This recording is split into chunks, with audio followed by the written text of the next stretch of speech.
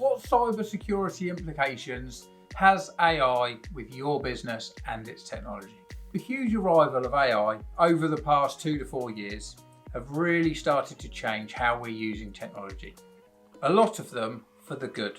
However, there's also a lot of cybersecurity impacted, and it's not always for the better. The big difference with AI compared to how it used to be is that before, if a hacker was trying to hack into your network, it would be a static approach. So they had to write a command prompt that would try and either get through the security that you've got, but once it's done that, it would then have to write a script in terms of what it does on a very manual basis. So it either does X, Y, or Z, or nothing else. Whereas now with AI, it can evolve. So it looks at what's happening and then it can respond to that. So it means it's much more malleable to the environment that it's in and trying to attack.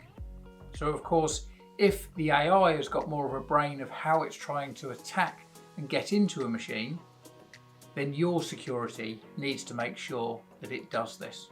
Things like static antivirus programs, they've still got a very good place in the world, but they're just not enough to secure devices.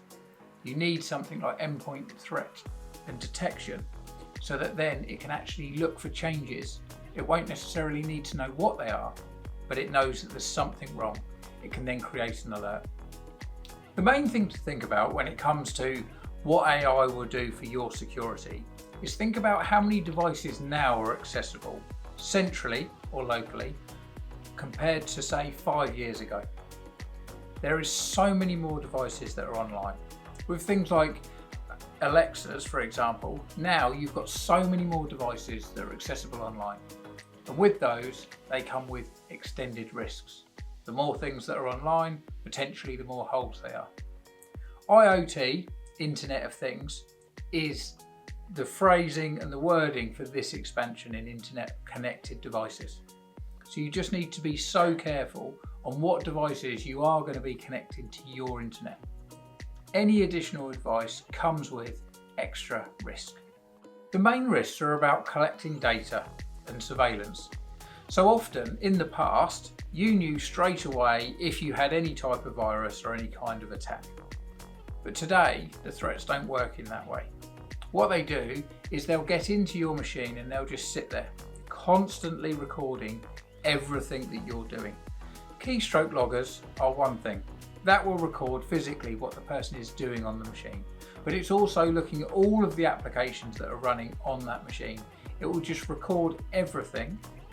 And then at some point, once the attacker has got as much information as they need, they can then start to deploy it and use everything that they've recorded, all of that surveillance against you.